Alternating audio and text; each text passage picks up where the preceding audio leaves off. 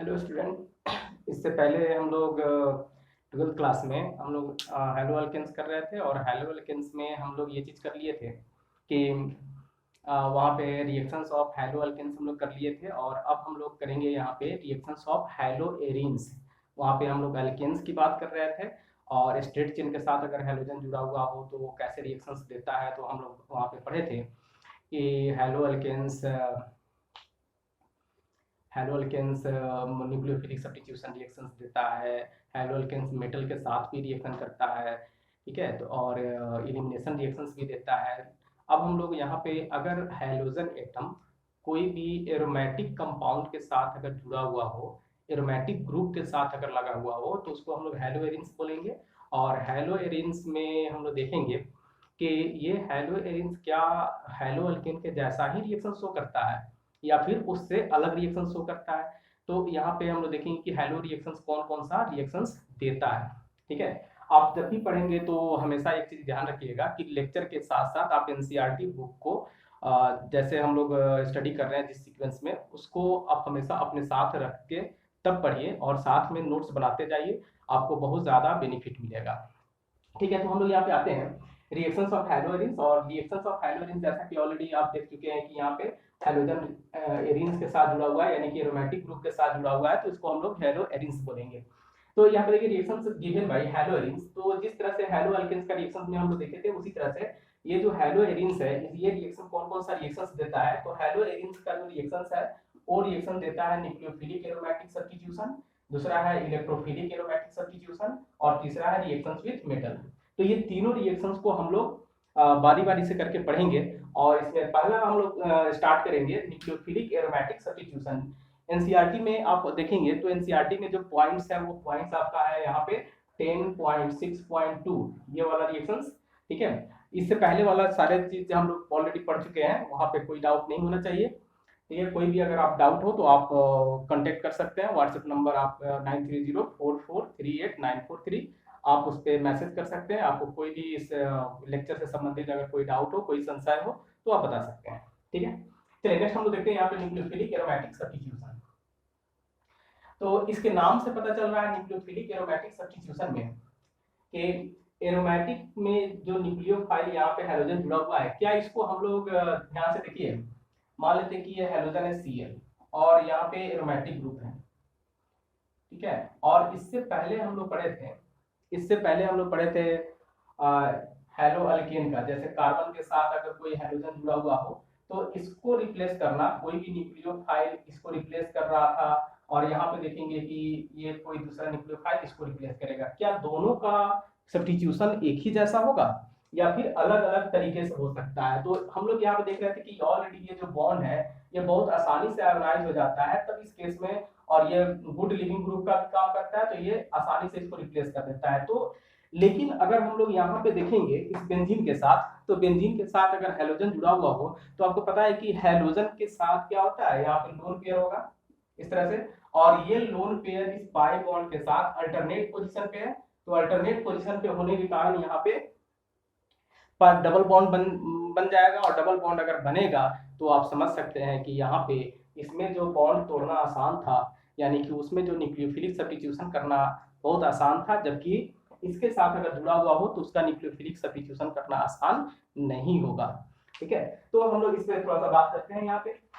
तो अब कह सकते हैं कि इस तरह का ग्रुप अगर कहीं भी हो जहां पे लोन पेयर के साथ इस तरह से पाई बॉन्ड अल्टरनेट पोजीशन पे अगर लगा हुआ हो, लोन पेयर के साथ इस तरह से पाई बॉन्ड अगर अल्टरनेट पोजीशन पे लगा हुआ हो, तो इस तरह के कंपाउंड में Cl को यानी कि हैलोजन को किसी दूसरे न्यूक्लियोफाइल से डिस्प्लेस करना आसान नहीं हो सकता है, क्योंकि वहां पे वो रिजोनेंस के कारण पार्शियल डबल बॉन्ड कैरेक्टर आ जाएगा, और पार्शियल डबल बॉन्ड कैरेक्टर को तोड़ना इतना आसान नहीं है जितना कि इसमें हम लोग सिंगल बॉन्ड में देख रहे थे, ठीक है। तो हम लोग यहाँ पे कुछ लाइन लिखेंगे,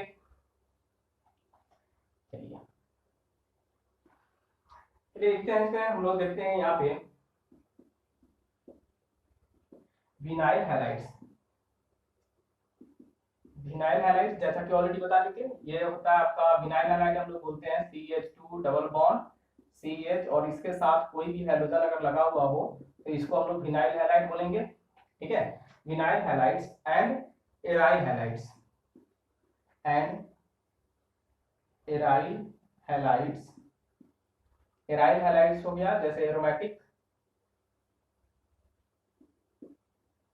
इस तरह का ग्रुप अगर हो इस तरह का, ठीक है, हाइड्रोजन लगा देते हैं इसे, तो ये हो गया एराइल हैलाइड्स। तो vinyl halides and aryl halides are less reactive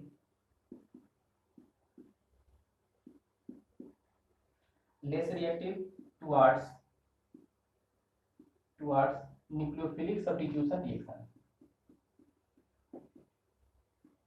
towards nucleophilic substitution reaction। तो अभी जैसा कि बताया कि हेलो अल्केन में हाइड्रोजन ग्रुप को डिस्प्लेस करना काफी आसान था, जबकि इसमें आसान नहीं है क्योंकि यहाँ पे रेजोनेंस होता है। ये हेलो अल्केन के कंपैरिजन में इसका जो रिएक्टिविटी होगा ये काफी कम रिएक्टिव होगा, और कम रिएक्टिव होने के कारण इसका रीजन क्या क्या हो सकता है कि ये क्यों ऐसा हो सकता है कि हेलो अल्केन के कंपैरिजन में अगर हेलो एरिन्स में न्यूक्लियोफिलिक सब्स्टिट्यूशन अगर देखेंगे तो इसका रिएक्टिविटी कम क्यों होगा। तो इसका रीजन अगर हम लोग देखना चाहें तो इसका कुछ रीजन है, 3-4-5 पॉइंट है, उस रीजन को हम लोग यहाँ पे पार्टिकुलर सिंगल हम लोग डील करते हैं, ठीक है। तो पहला रीजन है इट इज ड्यू टू, यहाँ पे हम लिखेंगे it is due to, first में रेजोनेंस इफेक्ट पहला है,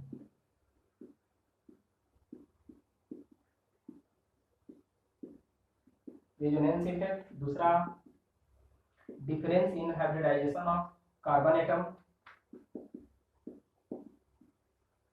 difference in hybridization of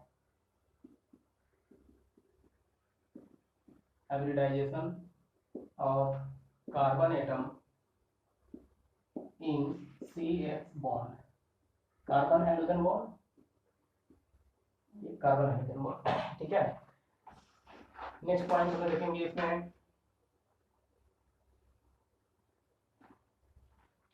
third point है polarity of CX bond,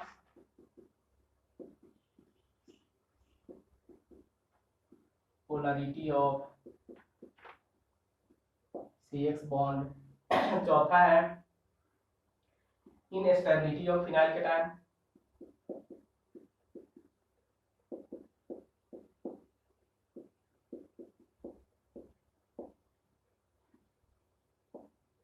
instability of phenyl cation. पांचवा पॉइंट, फिफ्थ पॉइंट है इलेक्ट्रॉनिक रिपल्सन,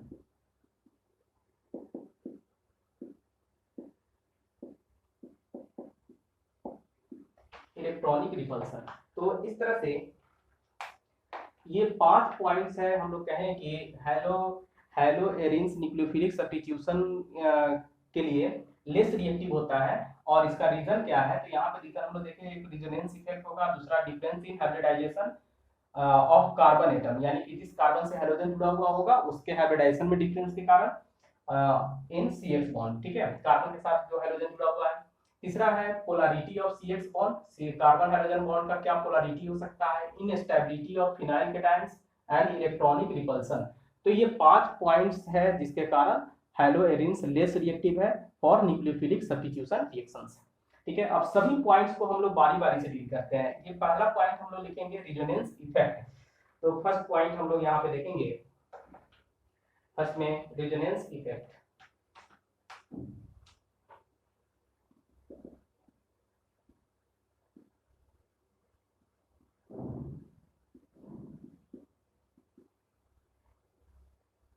रेजोनेंस इफेक्ट, अब इस रेजोनेंस इफेक्ट में क्या क्या हो सकता है। तो रेजोनेंस इफेक्ट में सबसे पहले हम लोग यहाँ पे देखें एक रेजोनेटिंग स्ट्रक्चर बनाते हैं। मान लेते हैं कि हम लोग हाइड्रोजन में Cl लेते हैं और इसका बेंजीन के साथ इसका रेजोनेंस दिखाते हैं। ये है आपका बेंजीन, ठीक है। अब यहाँ पे देखिए हम लोग जानते हैं कि क्लोरीन के पास, थोड़ा देर के लिए अगर देखिए तो क्लोरीन के पास वैलेंस इलेक्ट्रॉन कितना होता है, क्लोरीन के पास वैलेंस इलेक्ट्रॉन 7 होता है, जिसमें इस कार्बन का एक इलेक्ट्रॉन और इस क्लोरीन का एक इलेक्ट्रॉन इस तरह से शेयरिंग करके सिंगल बॉन्ड बनाएगा। तो ये सिंगल बॉन्ड क्लोरोबेंजीन हो गया। अब इस क्लोरोबेंजीन में अगर हम लोग देखें रेजोनेंस, अगर हम लोग देखना चाह रहे हैं तो रेजोनेंस कैसे होगा, जहां भी हम लोग जानते हैं कि अगर कार्बन कार्बन डबल बॉन्ड के जस्ट बगल वाले कार्बन पे अगर कोई भी लोन पेयर होता है, तो इसके कारण यहाँ पे रिजोनेंस होता है। ये रिजोनेंस का क्राइटेरिया होता है, क्योंकि रिजोनेंस में कंजुगेशन होना जरूरी है। और कंजुगेशन कहाँ कहाँ पे होता है, तो पाई बॉन्ड के अल्टरनेट पोजीशन पे अगर दूसरा कोई पाई बॉन्ड हो तो उसको पाई पाई कंजुगेशन कहेंगे। पाई बॉन्ड के अल्टरनेट पोजीशन पे अगर कोई लोन पेयर वाला स्पेसीज हो तो उसको पाई लोन पेयर कंजुगेशन कहेंगे। पाई बॉन्ड के अल्टरनेट पोजीशन पे अगर कोई पॉजिटिव चार्ज हो तो वहां पे पाई पॉजिटिव चार्ज कंजुगेशन कहेंगे। और अगर पाई बॉन्ड के अल्टरनेट पोजीशन पे कोई भी निगेटिव चार्ज हो तो पाई निगेटिव चार्ज कंजुगेशन कहेंगे। पाई बॉन्ड के अल्टरनेट पोजीशन पे अगर कोई ऑड इलेक्ट्रॉन हो तो वहां पे pi bond odd electron conjugation कहा जाता है। ये इतना कंजुगेशन अगर कहीं भी सिस्टम में है तो वहां पे रेजोनेंस जरूर होगा, ठीक है। तो वही चीज हम लोग यहाँ पे देख रहे हैं कि ऑलरेडी इसके पास क्या है, लोन पेयर है और अल्टरनेट पोजीशन पे पाई बॉन्ड है। तो अल्टरनेट पोजीशन पे पाई बॉन्ड अगर है तो रेजोनेंस तो करेगा, ठीक है। चलिए, तो रेजोनेंस करेगा तो यहाँ पे क्या होगा, रेजोनेंस कराते हैं। अब ये रेजोनेंस में कंफ्यूजन नहीं होना चाहिए। आप यहाँ पे देख सकते हैं कि ये रेजोनेंस का क्राइटेरिया किस तरह से होगा। ये दो इलेक्ट्रॉन है, दो इलेक्ट्रॉन जब अपना एक इलेक्ट्रॉन जब इसको देता है, सॉरी ये नहीं चल रहा, चलिए यहाँ पे हम देखते हैं।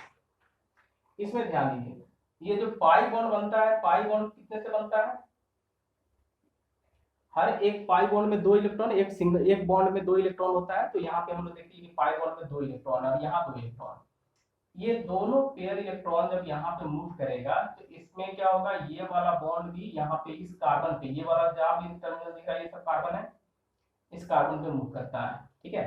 तो आप देखिए एक चीज हमेशा समझना है रेजोनेंस में, ये जो इलेक्ट्रॉन है, ये इलेक्ट्रॉन तो खुद इस कार्बन का है और इस बॉन्ड को इधर मूव करने का मतलब है कि ये वाला इलेक्ट्रॉन इस जगह पे आ रहा है। और जब ये इलेक्ट्रॉन इस कार्बन के पास आएगा तभी इस इलेक्ट्रॉन का पोजीशन यहाँ पे खाली होगा। और जब पोजीशन इसका पोजीशन अगर खाली होगा तब ये अपना इलेक्ट्रॉन यहाँ पे देना शुरू करेगा। चलिए, तो यहाँ पे देखिए रेजोनेंस को हम लोग इस तरह से दिखाते हैं डबल एरो हेड से। तो अब ये बन जाएगा क्या, क्योंकि ये क्लोरीन अपना इलेक्ट्रॉन इधर मूव कर रहा है तो क्लोरीन के पास इस तरह से दो दो चार इलेक्ट्रॉन रहेगा। एक जो बॉन्ड है पहले से, ये बॉन्ड ऐसा, ये दोनों इलेक्ट्रॉन इस कार्बन पे मूव कर गया यहाँ पे ऐसे, इसको हम लोग माइनस साइन दे सकते हैं। अब याद रखिए दूसरा, ये बॉन्ड अब इसके साथ हो गया है क्योंकि ये वाला इलेक्ट्रॉन अब इसके पास आ गया और दोनों एक दूसरे के साथ, आप देख सकते हैं यहाँ पे, क्योंकि ये वाला इलेक्ट्रॉन जब इसके पास आ गया था, ये इलेक्ट्रॉन मूव करके, तो इसके पास इलेक्ट्रॉन का तो कम ही हो गया, तो इसके पास जो दो इलेक्ट्रॉन था वो उसमें से एक इलेक्ट्रॉन आ गया यहाँ पे और दूसरा इलेक्ट्रॉन अभी इसी के पास है। अब ये दोनों आपस में इस तरह से शेयरिंग कर लेगा तो कार्बन, क्लोरीन और कार्बन के बीच में डबल बॉन्ड बन जाएगा। इसको हम लोग इसीलिए यहाँ पे डबल बॉन्ड दिखाते हैं, ठीक है। ये डबल बॉन्ड हो गया। और क्योंकि इस क्लोरीन का ये वाला इलेक्ट्रॉन इधर आया है, क्लोरीन का अपना इलेक्ट्रॉन कार्बन के पास गया है, तो ऑब्वियस है कि क्लोरीन के पास इलेक्ट्रॉन कम हो गया। तो जब भी क्लोरीन के किसी एटम के पास इलेक्ट्रॉन अगर चला जाता है वहां से, तो उसके पास एक पॉजिटिव चार्ज आएगा ऐसे, और यहाँ पे निगेटिव चार्ज, बाकी जो बॉन्ड जहां पे था उस बॉन्ड को वहां पे दिखा देना है, ठीक है। तो ये पहला रिजोनेटिंग स्ट्रक्चर हो गया। अब उसके बाद दूसरा रिजोनेटिंग स्ट्रक्चर हम लोग फिर देखेंगे कि ये वाला मूव करेगा ये वाला इलेक्ट्रॉन, ठीक है, दोनों एक साथ, फिर इसमें और इसमें कंजुगेशन होगा। ये वाला इलेक्ट्रॉन, दोनों इलेक्ट्रॉन इस कार्बन के पास आएगा, तो दोनों इलेक्ट्रॉन जब इस कार्बन के पास आएगा तो ये वाला इलेक्ट्रॉन खाली होगा और ये वाला इलेक्ट्रॉन एक इसके पास आ जाएगा, ठीक है। तो इसको हम दिखाएंगे कि ये दोनों के बीच में आएगा। अब इसके बाद इसका नेक्स्ट जो रिजोनेटिंग स्ट्रक्चर होगा वो ऐसा दिखाई देगा।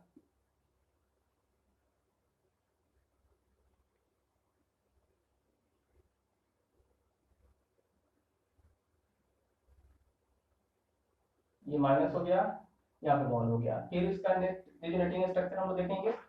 तो नेक्स्ट रिजोनेटिंग स्ट्रक्चर में इसी तरह से ये वाला बॉन्ड अब ये यहाँ पे शिफ्ट करेगा, इसका दोनों इलेक्ट्रॉन फिर यहाँ पे जाएगा, ठीक है। तो अब जाएगा तो ऐसा हो जाएगा Cl, ये प्लस रहेगा,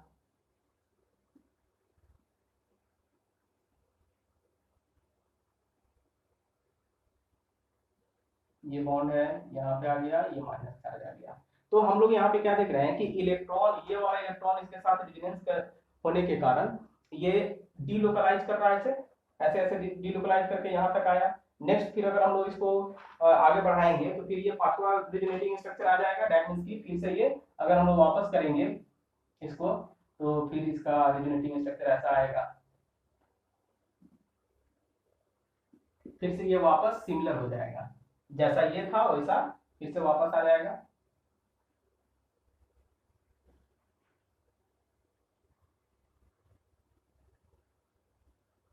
ऐसे ऐसे।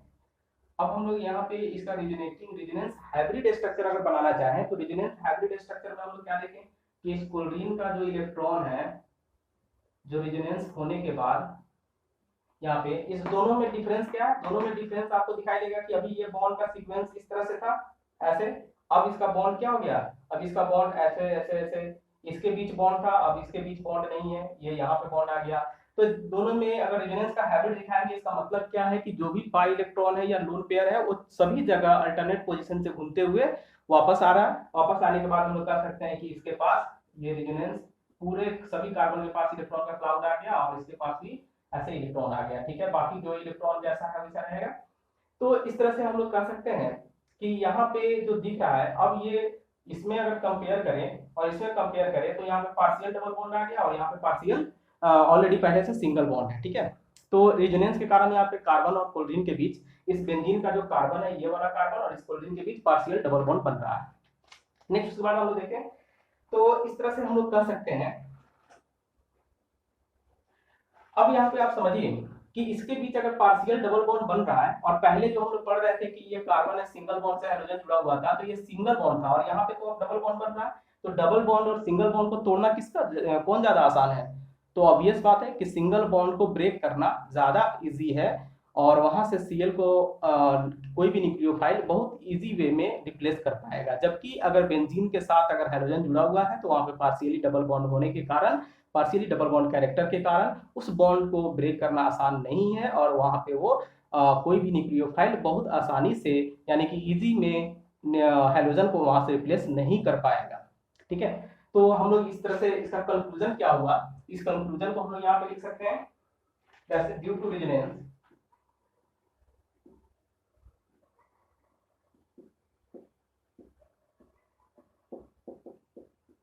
Due to resonance carbon chlorine CCl bond acquire partial double bond, partial double bond character, already हम लोग डिस्कस कर चुके हैं सब सारा चीज, double bond character and bond cleavage between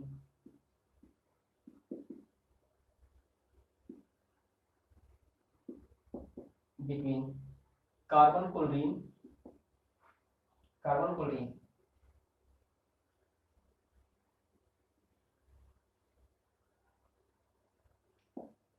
in aryl halide,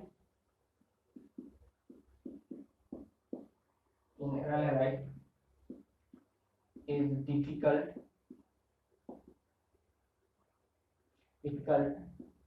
than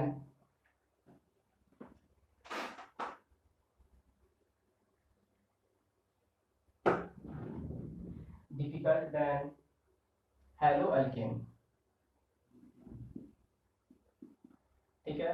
सब पॉइंट को पॉइंट वाइज करते जा रहा है जो भी चीज है, चलिए therefore haloarenes, तब हम लोग कह सकते हैं कि यहाँ पे haloarenes are less reactive, are less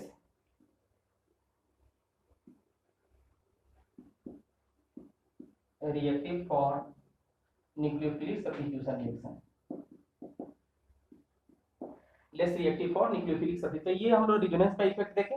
next effect है हम लोग का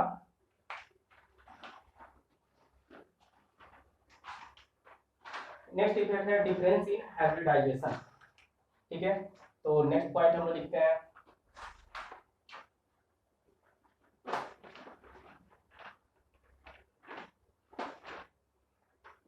second, difference in hybridization difference in hybridization of carbon atom in carbon hydrogen bond। ठीक है, तो आप यहाँ पे समझ सकते हैं, इसको हम लोग देखते हैं। इसमें कार्बन में ये जो हेलो अल्केन है, तो हेलो अल्केन में आप देख सकते हैं यहाँ पे हाइड्रोजन जुड़ा हुआ है और इसमें पोलैरिटी के कारण पार्शियल माइनस और इस पे पार्शियल प्लस चार्ज होता है, इसमें कोई भी रेजोनेंस नहीं होगा। दूसरा ये हो गया हेलो अल्केन्स। दूसरा हेलो एरिन्स की अगर बात करेंगे तो हेलो एरिन्स में आप देखिए इस तरह से ये हो गया हेलो एरिन्स। ठीक है, तो इसको नॉर्मल कोई भी हाइड्रोजन ले सकते हैं, एक्स मान लेते हैं। ये वाला कार्बन का अगर हम लोग हाइब्रिडाइजेशन देखेंगे तो ये वाला कार्बन का हाइब्रिडाइजेशन sp2 आएगा और ये वाला कार्बन का हाइब्रिडाइजेशन sp3 आएगा। ठीक है, तो इसमें अगर हम लोग परसेंटेज एस कैरेक्टर अगर देखना चाहें तो परसेंटेज एस कैरेक्टर कितना आएगा, परसेंटेज एस कैरेक्टर 25%। और इसमें अगर परसेंटेज एस कैरेक्टर हम लोग देखेंगे तो ये आएगा 33.33%। ये ऑलरेडी हम लोग पहले जान चुके थे। चलिए, तो ये हो गया। तो हम लोग कह सकते हैं कि परसेंटेज एस कैरेक्टर किसी भी एटम का परसेंटेज एस कैरेक्टर जितना ज्यादा होता है उसका इलेक्ट्रोनेगेटिविटी उतना ज्यादा होगा। ठीक है, क्योंकि electronegativity of atom is directly proportional to percentage s character. तो इस तरह से हम लोग कह सकते हैं कि ये वाला जो कार्बन है वो लेस इलेक्ट्रोनेगेटिव कार्बन है और ये वाला जो कार्बन है वो मोर इलेक्ट्रोनेगेटिव कार्बन है। तो हम लोग कह सकते हैं कि इसके पास जो ये कार्बन है जिसके साथ ये जुड़ा हुआ है तो ये क्या होगा, more electronegative carbon, electronegative carbon. And ये वाला जो कार्बन होगा वो लेस इलेक्ट्रोनेगेटिव कार्बन,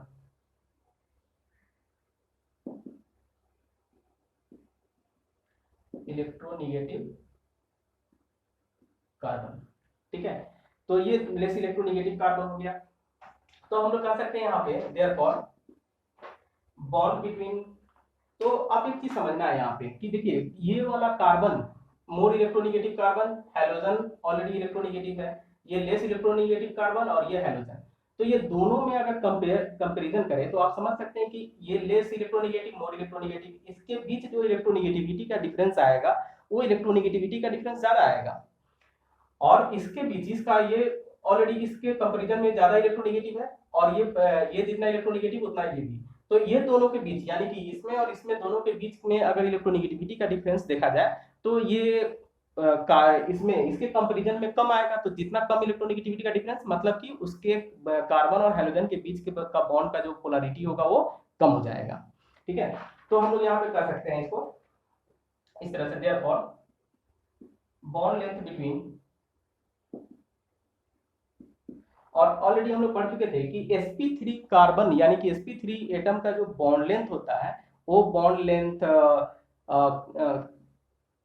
ज्यादा होगा कंपैरिजन टू sp2 कार्बन के कंपैरिजन में। तो ऑब्वियस है कि इसका बॉन्ड लेंथ ज्यादा होगा और इसका बॉन्ड लेंथ कम होगा। तो जिसका बॉन्ड लेंथ ज्यादा होता है, जो चीज बड़ा होता है उसको तोड़ना आसान है और जो चीज छोटा होता है उसको तोड़ना डिफिकल्ट है। तो इस तरह से हम लोग समझ सकते हैं कि ये बॉन्ड को ब्रेक करना काफी आसान होगा और इसको ब्रेक करना ये डिफिकल्ट है, मतलब उसके कंपैरिजन में थोड़ा सा डिफिकल्ट है। तो आप देखिए यहाँ पे बॉन्ड लेंथ, इसी को लिख लेते हैं हम लोग, between carbon hydrogen bond in hello alkane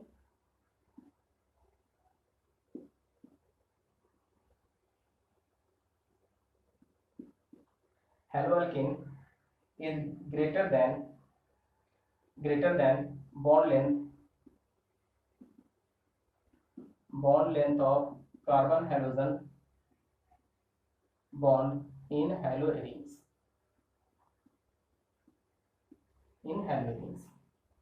ठीक है। तो इस तरह से हम लोग कह सकते हैं कि ये वाला जो बॉन्ड होगा ये वीकर बॉन्ड होगा। अगर बड़ा सा बॉन्ड है तो ये वीकर बॉन्ड होता है, कमजोर बॉन्ड होगा। और ये वाला क्या हो जाएगा, स्ट्रॉन्ग बॉन्ड होगा,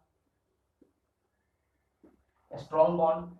तब हम लोग कहेंगे ये इजी टू ब्रेक, इसको तोड़ना आसान है।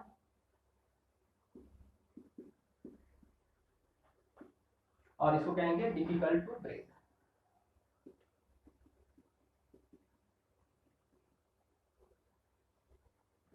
ठीक है, कोई कंफ्यूजन नहीं होना चाहिए।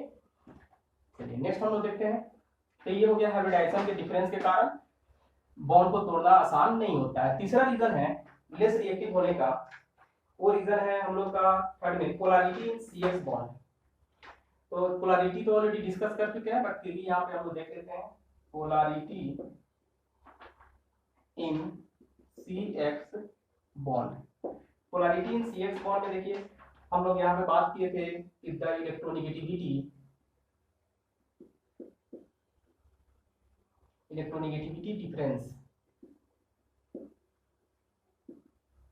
difference between carbon and halogen in CX bond of haloalkane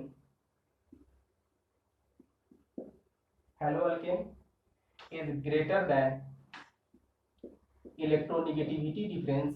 ये हम लोग वही चीज लिखा है, इलेक्ट्रोनेगेटिविटी डिफरेंस इसको बोलेंगे, शॉर्ट में हम लोग लिखा है इलेक्ट्रोनेगेटिविटी, डेल्टा EN मतलब electronegativity difference between carbon and halogen in CX bond of halogens।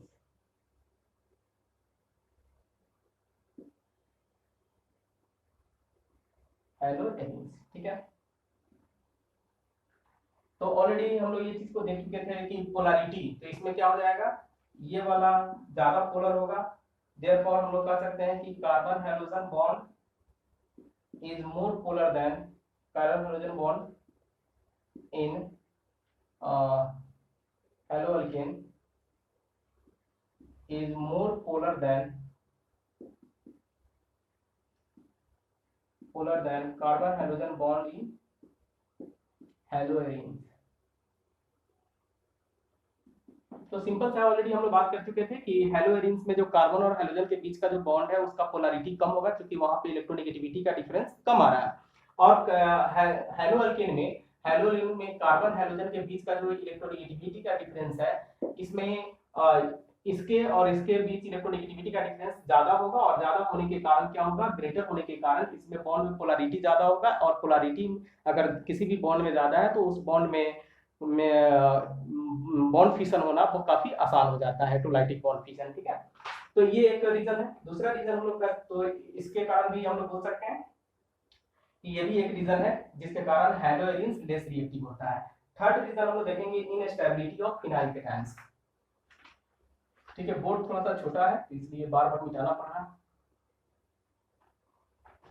Next हम लोग देखेंगे यहाँ पे पोलैरिटी इनस्टेबिलिटी।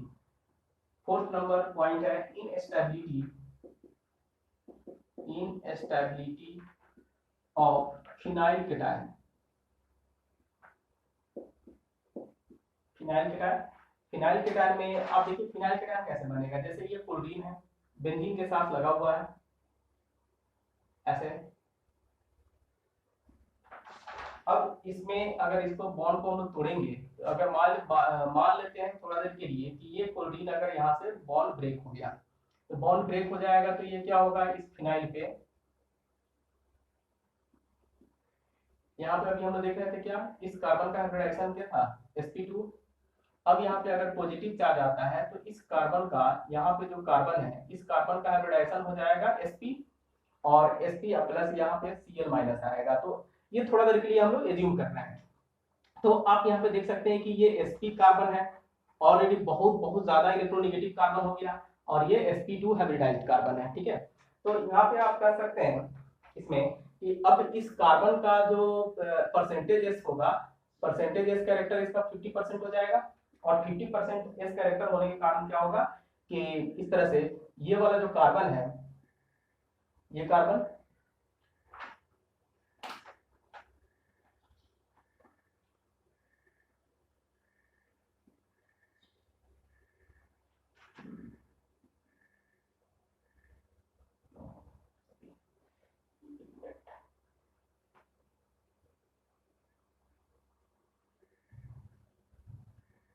चलिए इस पर पॉजिटिव चार्ज आ गया, ये डबल बॉन्ड है ऐसे, तो ये वाला जो कार्बन है ये sp हाइब्रिडाइज्ड है। sp हाइब्रिडाइज्ड होने का मतलब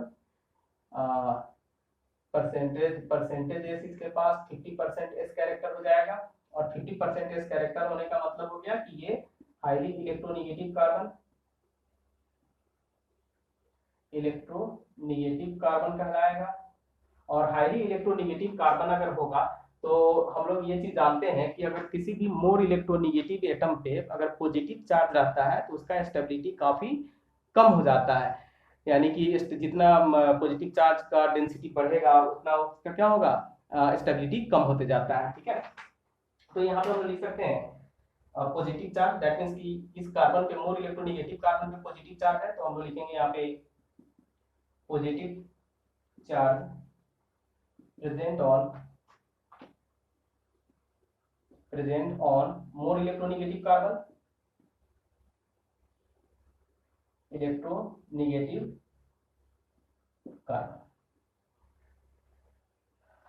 मोर ना लिखे मोस्ट इलेक्ट्रोनिगेटिव, क्योंकि इससे ज्यादा इलेक्ट्रोनिगेटिव तो नहीं हो सकता और कोई कार्बन, तो ये मोस्ट इलेक्ट्रोनिगेटिव कार्बन हो गया।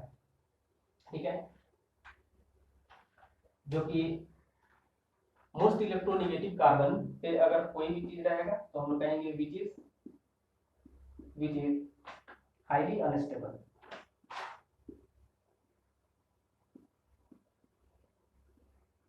हाईली अनस्टेबल, ठीक है। तो इस तरह से हम लोग कह सकते हैं कि the nucleophilic substitution for SN1 mechanism. तो अगर हम लोग पढ़े थे कि SN1 रिएक्शंस में मैकेनिज्म हम लोग दो तरह का पढ़े थे, SN1 और SN2। तो SN1 में हम लोग ये चीज पढ़े थे मैकेनिज्म में कि SN1 रिएक्शंस उस कंपाउंड में सबसे ज्यादा होता है जिसमें हाइड्रोजन को निकलने के बाद अगर कार्बन पॉजिटिव चार्ज आता है, दैट मींस कि कार्ब केटायन बनता है, तो वो कार्ब केटायन जितना ज्यादा स्टेबल होगा उसमें SN1 मैकेनिज्म उतना ज्यादा होगा। ठीक है, लेकिन यहाँ पे अगर हम लोग देखें तो यहाँ पे हाइड्रोजन जुड़ने के बाद, हालांकि ये तो होगा नहीं, ऐसे जल्दी पॉसिबल नहीं होता है, बट अगर हम लोग थोड़ा देर के लिए एज्यूम किए थे तो इस तरह से इस कंपाउंड में यहाँ पे हम लोग देख रहे थे क्या, इसका कार्ब केटायन हाईली अनस्टेबल है, एराइल कार्ब केटायन। तो aryl carb cation highly unstable होने के कारण क्या होगा, इसमें मतलब न्यूक्लियोफिलिक सब्स्टिट्यूशन होना आसान नहीं होगा। ठीक है, तो हम लोग एक लाइन यहाँ पे लिख सकते हैं, therefore the nucleophilic substitution reaction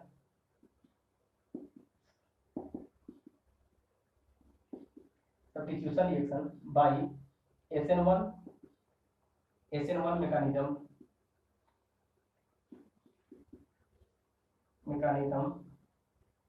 do not occurs। तो कभी भी SN1 मैकेनिज्म से इसमें न्यूक्लियोफिलिक सब्स्टिट्यूशन नहीं हो सकता है। ठीक है, यहाँ तक तो क्लियर है, इसमें कोई कंफ्यूजन नहीं होना चाहिए। नेक्स्ट जो हम लोग का पॉइंट है वो है इलेक्ट्रॉनिक रिपल्सन। पांचवा पॉइंट कि क्यों लेस रिएक्टिव होता है। फिफ्थ पॉइंट है इलेक्ट्रॉनिक रिपल्सन।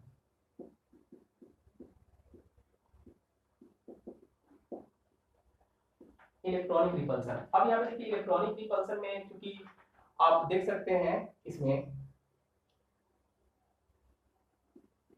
हम लोग क्या देखें कि जैसे कोई भी अगर विनाइल हैलाइड है या फिर एराइल हैलाइड है, इस तरह से बेंजीन, ये एराइल हैलाइड है। ठीक है, तो ये ऑलरेडी हाइब्रिडाइज्ड है, यहाँ पे sp2 हाइब्रिडाइज्ड है, मोर इलेक्ट्रोनिगेटिव कार्बन है, तो मोर इलेक्ट्रोनिगेटिव यहाँ भी है, और कोई भी न्यूक्लियोफाइल जिसका नेगेटिव चार्ज है, कोई भी न्यूक्लियोफाइल अगर इस कार्बन पे अटैक करना चाहे, इस कार्बन पे अटैक करना चाहे, तो ऑलरेडी पहले से ही यहाँ पे नेगेटिव चार्ज का डेंसिटी ज्यादा है, और दूसरा न्यूक्लियोफाइल के पास भी नेगेटिव चार्ज है। तो ये दोनों न्यूक्लियोफाइल जब भी मतलब न्यूक्लियोफाइल उस नेगेटिव वाले चार्ज वाले कार्बन पे अगर अटैक करेगा तो वहां पे क्या होगा, फोर्स ऑफ अट्रैक्शन ना लग के वहां पर रिपल्सन क्रिएट होना शुरू हो जाएगा। तो ये भी एक रीजन है कि इलेक्ट्रॉनिक रिपल्सन वहां पे होना शुरू हो जाता है, जिसके कारण ये हैलोएरिन्स यानी कि इस तरह का सिस्टम विनाइल हैलाइड या फिर हैलोएरिन्स में न्यूक्लियोफिलिक सब्स्टिट्यूशन का रेट बहुत बहुत कम हो जाएगा, यानी कि उसका रेट ऑफ रिएक्शन काफी कम हो जाएगा। ठीक है, यानी लेस रिएक्टिव कहलाएगा। तो इसके बारे में हम लोग यहाँ पे लिख लेते हैं, since vinyl halide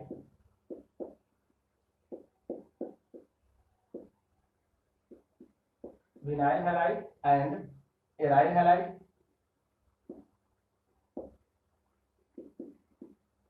are electron rich molecule, electron rich molecule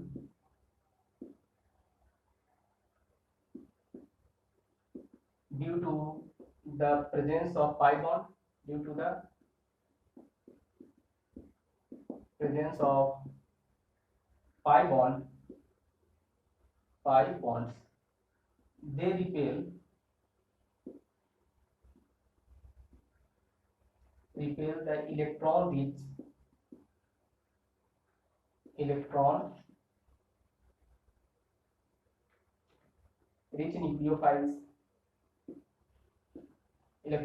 nucleophiles from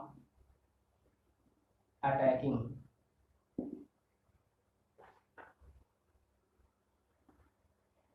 तो ये एक रीजन था, 5 रीजन हम लोग ऑलरेडी जान चुके हैं कि हेलोएरिन्स न्यूक्लियोफिलिक सब्स्टिट्यूशन रिएक्शंस के लिए लेस रिएक्टिव क्यों होता है। तो क्या अब हम लोग ये चीज जानना चाह रहे हैं कि न्यूक्लियोफिलिक सब्स्टिट्यूशन हो सकता है या नहीं हो सकता है। तो ये हम लोग ऑलरेडी देख लिए कि न्यूक्लियोफिलिक सब्स्टिट्यूशन रिएक्शन ये बहुत कम देगा, यानी कि इसका रेट ऑफ रिएक्शन कम है। लेकिन ऐसा देखा जाता है कि अगर हम लोग वहाँ पे कुछ डिफरेंट कंडीशंस अप्लाई कर दें, ध्यान से समझना इस चीज को कि एक तो लेस रिएक्टिव है, तो लेस रिएक्टिव है तो ये न्यूक्लियोफिलिक सब्स्टिट्यूशन आसान तो होगा नहीं, और अगर आसान नहीं होगा तो आप समझ सकते हैं कि इसमें कोई ना कोई कंडीशंस डालना होगा। पार्शियल डबल बॉन्ड है तो पार्शियल डबल बॉन्ड को तोड़ने के लिए अब क्या किया जाए, हमको रिप्लेस करना है, यानी कि हम लोग हाइड्रोजन को हटा के कोई ना कोई ग्रुप वहां पे ऐड करना है, उसको रिप्लेस करके कोई ना कोई कंपाउंड फॉर्म करना है। तो अब क्या किया जाए, तब वहां पे करना होगा आपको कि ये देखा जाता है कि अगर हम लोग उसमें बहुत ज्यादा हीट दे दे, एनहाइड्रस कंडीशन डाल दे। एनहाइड्रस कंडीशन का मतलब वहां पे क्या होगा, हाई प्रेशर अप्लाई कर दे, हाई टेम्परेचर अप्लाई कर दे, कोई कैटलिस्ट डाल दे, तब इस केस में ये रिएक्शन पॉसिबल हो पाता है। ठीक है, तो वहां पे कुछ रिएक्शंस है ऐसा जो ये मतलब क्या कहते हैं, इसको याद रखना होगा आपको, खासकर न्यूक्लियोफिलिक सब्स्टिट्यूशन रिएक्शंस का, जिसके कारण हम लोग कुछ पार्टिकुलर रिएक्शंस ही हैं। ठीक है, तो उसके बारे में हम लोग यहाँ पे लिख सकते हैं। तो इस कंडीशन के बारे में हम लोग यहाँ पे लिख लेंगे, अंडर ड्रास्टिक कंडीशंस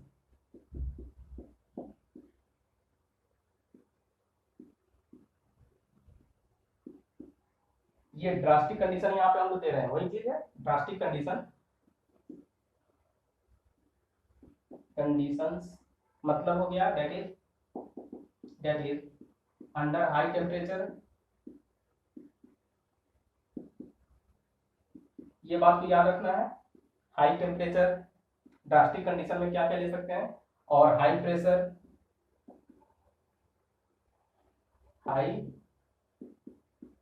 प्रेशर और दोनों हो सकता है। कभी कभी सिर्फ हाई टेम्परेचर लिया जा सकता है, कभी कभी हाई प्रेशर यूज किया जा सकता है, या कभी दोनों यूज किया जा सकता है, हाई टेम्परेचर और हाई प्रेशर या both. In the presence of, दूसरा क्या हो सकता है, इन द प्रेजेंस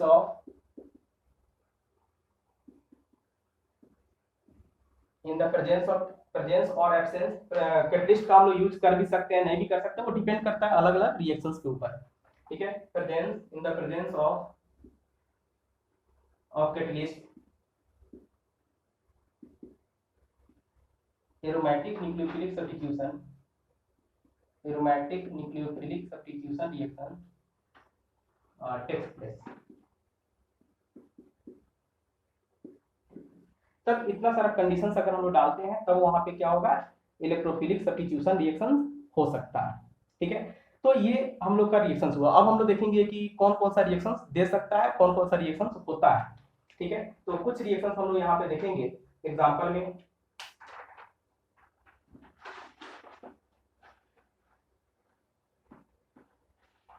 अब हम लोग का यहाँ पे एग्जाम्पल है जहाँ पे देखने जा रहे हैं कौन कौन सा न्यूक्लियोफिलिक सब्स्टिट्यूशन देता है। तो पहला एग्जांपल में हम लोग पहला देखेंगे कि हेलोएरिन्स में कोई भी अदर ग्रुप नहीं होना चाहिए हेलोजन के अलावा, तब उसका रिएक्शन। और फिर दूसरा हम लोग पॉइंट में देखेंगे दूसरे एग्जांपल में कि अगर बेंजीन के रिंग में हेलोजन के अलावा भी कोई एक्टिवेटिंग ग्रुप अगर आ जाए तब उसका सब्स्टिट्यूशन कैसे होगा।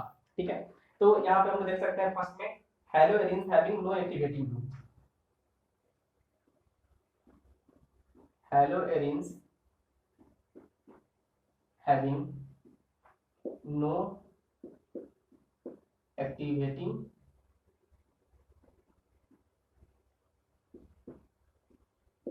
group। ठीक है, इसका एग्जांपल हम लोग देखते हैं।